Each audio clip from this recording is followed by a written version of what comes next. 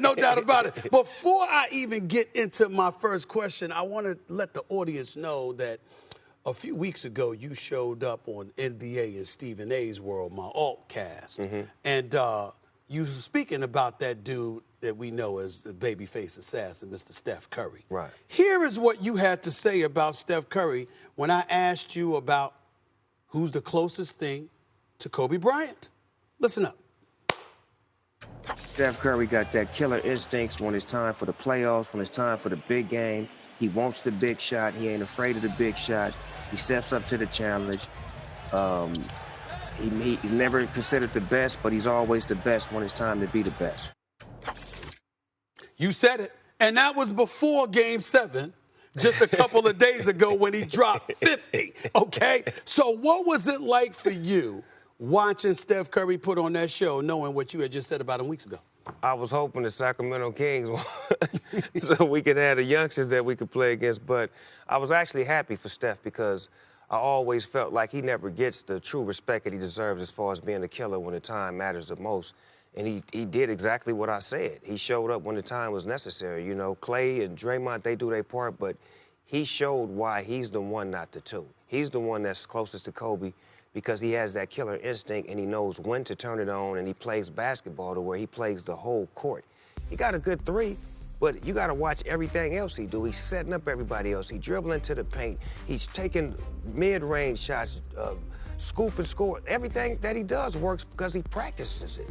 He doesn't just go out there and just shoot threes. If you watch him, he practices his whole routine, so when the game starts, it all unfolds. What did you, when you say that you don't believe he's receiving the respect that he deserves, or the credit, or the accolades that he deserves, what would make you say that? We all know he's the greatest shooter God ever created. He's a 4-time champion. He's a 2-time league MVP. I mean, he's the babyface assassin. He gets nothing but love from everybody else. What is he missing? What is he missing that you feel he deserves? He may be the greatest point guard of all time.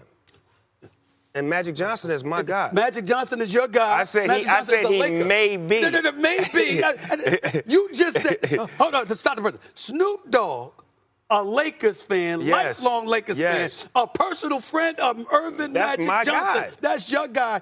You just said on national television he may be the best, Steph Curry may be the best point guard ever? Just because I watched Magic as a kid, right? Flamboyant passes, running the show, making everything go.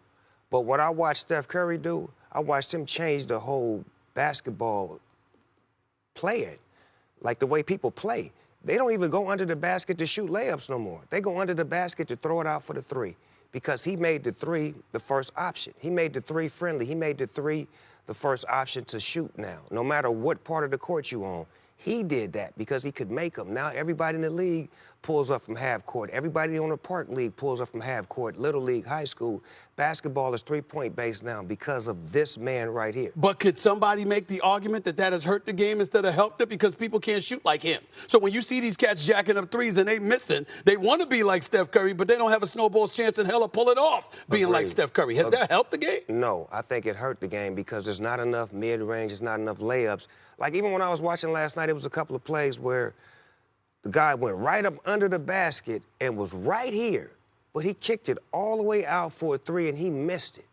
I'm like, if I was the coach, get out, shoot the layup. We go layup first, 3 second, but the new basketball is 3 first because of Steph Curry, three first. Well, the pass became popular because of Magic Johnson, and that made the game better. So what about people that make the argument that Magic's contribution to revolutionizing the game as a point forward, point guard, 6'9" point guard, that helped the game, but Steph's brilliance as a marksman might have hurt the game because everybody can't beat him? True indeed, but I say this, Magic is the greatest point guard of all time. I said Steph may be getting close to challenging that. You know the way they speak of Jordan and LeBron, and they always have that conversation. They should start speaking on Magic and Steph because Magic got 5 championships, Steph got 4 championships, and Steph got a few more years left. He ain't getting one this year, though. But, you know, later on down the road, he may get one. He done ran up on the big bear this week.